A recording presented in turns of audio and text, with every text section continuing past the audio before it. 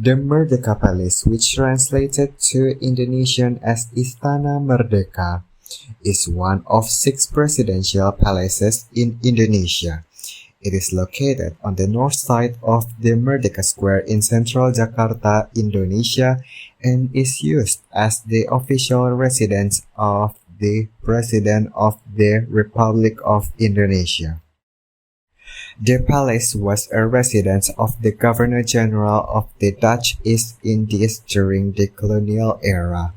In 1949, the palace was renamed Merdeka Palace, Merdeka meaning freedom or independence in Indonesian. The Merdeka Palace is part of the 17 acres Jakarta Presidential Palace Complex, which also includes the Negara Palace, Wisma Negara, Sekretariat Negara, and Bina Graha building. It is the center of the Indonesian Executive Authority. Section 1. History. The beginning. The building that is now the Merdeka Palace was built in the premise of the Raceway Palace, now Istana Negara, when it was considered no longer sufficient for administrative purposes such as big receptions and conferences during the mid-19th century. In 1869, the construction of new palace was given by Governor-General Peter Meyers. Construction took place on the south lawn of the Raceway Palace on 23 March 1873 during the tenure of Governor-General James Loudon. The new Palladian Palace was designed by Jacobus Bartholomeus dos Sires and was built by the Department of Public Works and the contracting firms Grossayers and Company at a cost of 360,000 Dutch East Indies gulden. The new building was built in southern part of the Raceway Palace grounds, directly facing Koningsplein, now Merdeka Square. Construction of the palace was finished in 1879 during the tenure of Governor-General Johan Willem van Landsberge. The new palace was given the official name Paleis van de Gouverneur-Generaal, or Palace of the Governor-General, the official residence of the Governor-General of the Dutch East Indies and his family. Governor-General Johan Willem van Landsberge was the first to reside in the building. Governor-General Tjarda van Starkenburg-Stachauer was the last Dutch Governor-General to reside in the palace. Japanese occupation.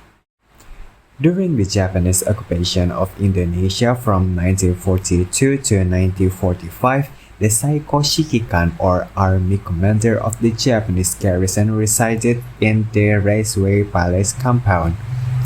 3 Japanese commanders have taken residence in the Merdeka Palace. Post-independence. The Indonesian National Revolution from 1945 to 1949 ended with the Netherlands' recognition of the Republic of Indonesia. The Indonesian Declaration of Independence from the Dutch in 1949 was announced in Gambir Palace. During the ceremony, the Dutch flag was substituted with the flag of Indonesia. Many spectators were rejoicing when the flag was hoisted and yelled Merdeka, or freedom. From that moment, Raceway Palace became known as Merdeka Palace. Tony Loving, the High Commissioner of the Dutch Crown, was the last man representing the Dutch power to leave the palace. The name of the palace officially changed to Istana Merdeka, or Independence Palace, on 28 December 1949 at 5:05 p.m. On 27 December 1949, a day after the ceremony, President Sukarno and his family arrived from Yogyakarta.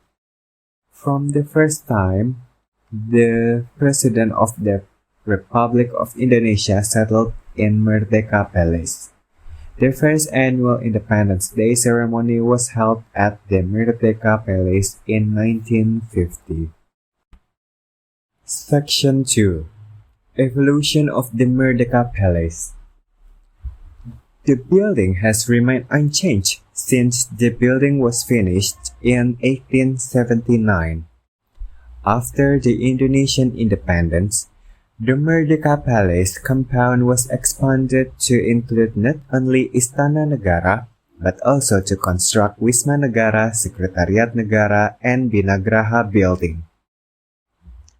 Several colonial buildings and residences were demolished in the well-written area to make new way to today's State Palace compound. A small octagonal gazebo located in the courtyard of the palace was used as private school for Sukarno's and the palace staff's children.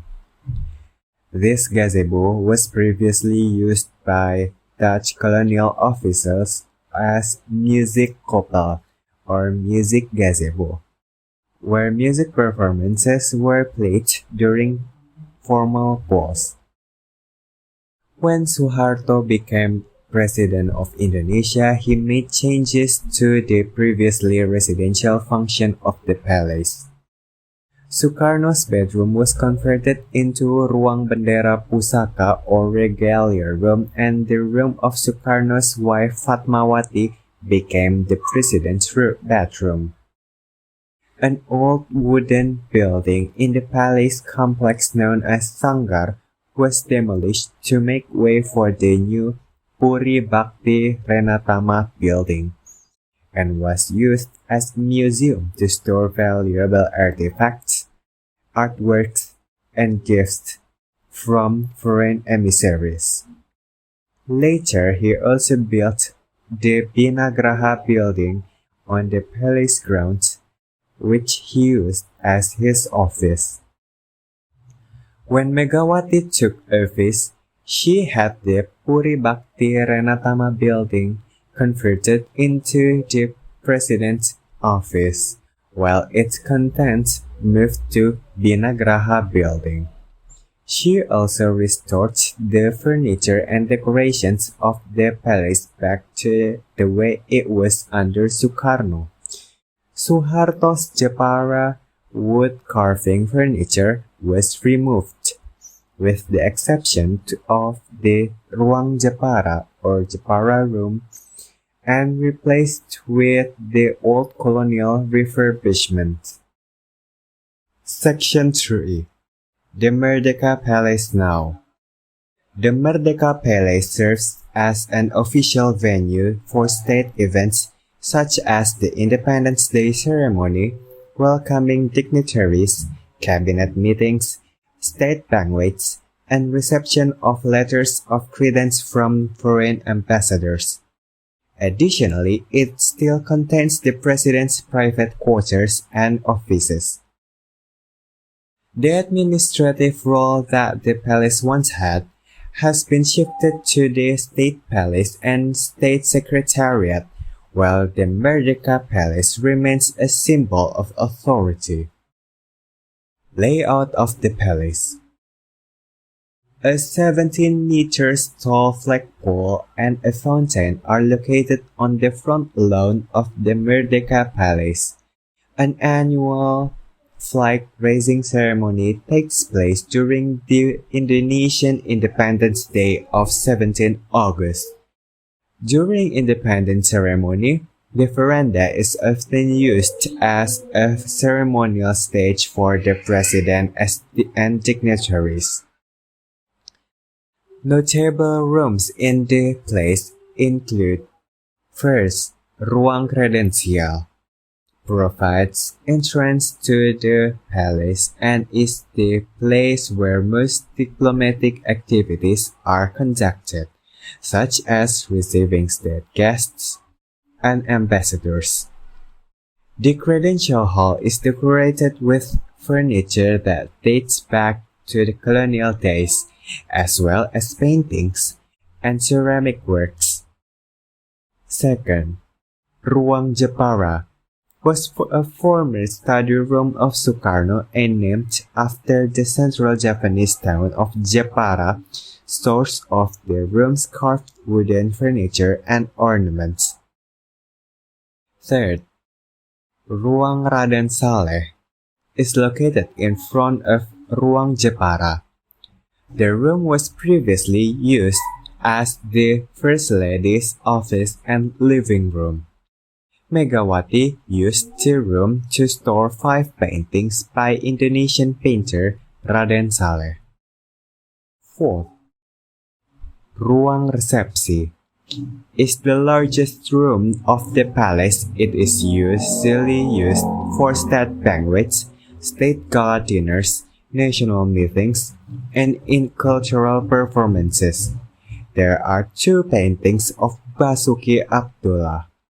On the eastern wall hangs Pergiwa Pergiwati, a painting theme from Mahabharata, and on the west wall hangs the Japanese Jakataru paintings. Ruang Bendera Pusaka or Regalia Room. The room is used to store Bendera Pusaka, the first Indonesian flag that was raised during Indonesian Declaration of Independence on 17 August 1945. The presidents after Sukarno no longer use the palace as a residence, although it is still the official presidential residence. The palace's offices are still in use by the current Indonesian president. During the Suharto administration, Suharto preferred to reside in his own house at Jalan Cendana, Menteng, while the palace and Bina Graha only served as his office. The palace was once again become the official presidential residence during the Abdurrahman Wahid and Megawati administrations. Susilo Bambang Yudhoyono sometimes resides in Merdeka Palace. However, just like Suharto, he often prefers to reside in his own house at Puri Cikeas Gunung Putri district of Bogor Regency, West Java, south of Jakarta. Section 4. Changing of the Guard. Since 17 July 2016, the changing of the guard ceremony by the Pas Pampres has been open to the public. It is held at 8 a.m. on every last Sunday of the month in front of the palace yard.